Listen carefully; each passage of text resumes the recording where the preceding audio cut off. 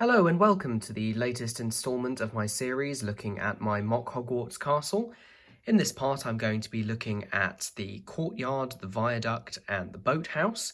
This is the next section following on from my Great Hall, which I looked at in my previous video.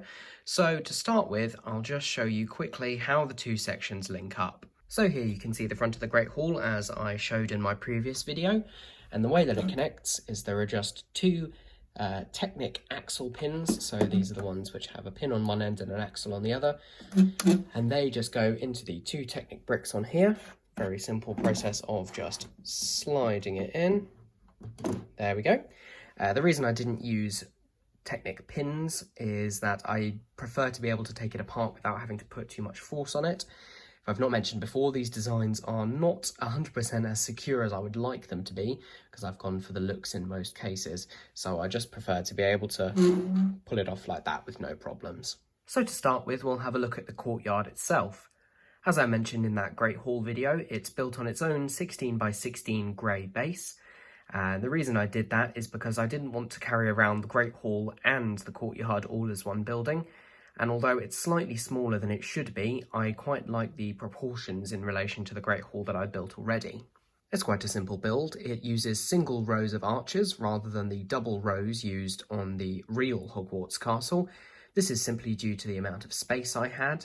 Again, I like to suggest the idea of what it would look like without having to slavishly copy every detail. I've just attached the viaduct for the moment while I show you some more details up close.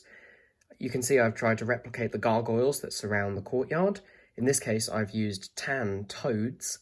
I tried a few different things there, first of all using owls, but they ended up a bit too big. Actually, these toads are not as common as you might think in this colour.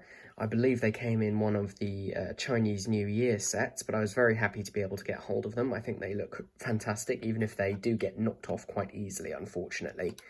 Used an awful lot of those pyramid slopes that originally came in the Hogwarts Great Hall set to finish off the roof around the top. It does annoy me slightly that there is this grey band going around, which is the back of the slopes that make up the roof. But at this scale, I'm not too worried about it because I don't think any changes I could make would really fit in with the rest of the design.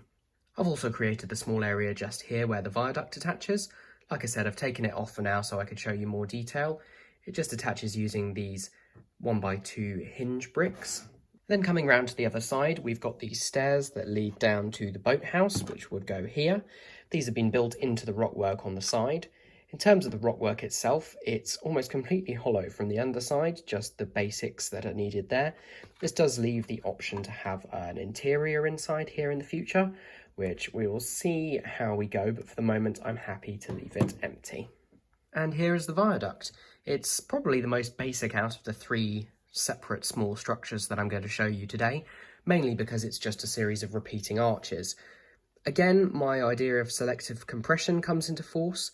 The arches as they are put here, there aren't the correct number of arches either in the lower set or the upper set, and they don't quite line up. However, given the limitations of Lego, this was the best combination I could come up with, and I think it evokes the feel of the real viaduct. It's exactly the same on the back, although I haven't included the highlights with bricks of different colours, just because I had more bricks in tan and didn't see the need to do it when it's not on show most of the time. I've done a similar thing to the floor of the courtyard, just used a few round tiles in two different sizes to suggest stonework on there. I'll just show you how the two sections connect together. I didn't originally build this so that it could come apart, but it's become quite useful as there is only just the one connection. So all it does is clip in there, and then a tile secures the two. So it can pivot up to a certain point, although if you push it past there, it's actually flexing slightly. And then it just rests at the perfect angle to fit in with the rest of the buildings. And finally, the boathouse. This is another time, yet again, that I have scaled something down, just trying to get the essence.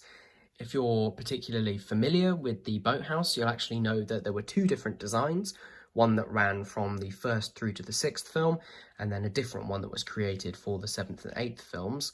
I've gone with something which is closer to the original design, although it doesn't have the prominent tower that extends above here.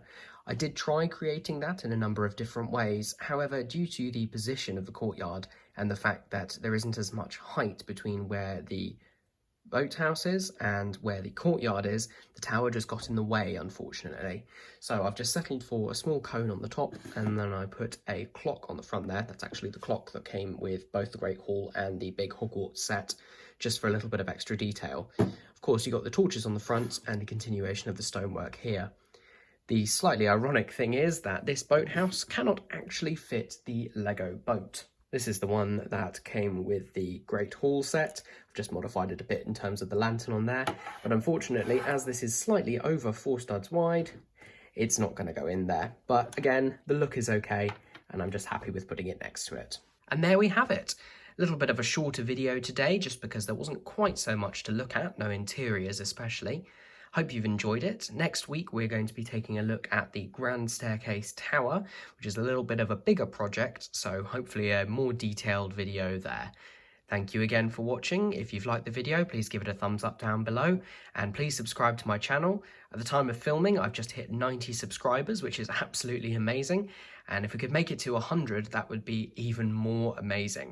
Thank you very much for watching, and I'll see you in the next one.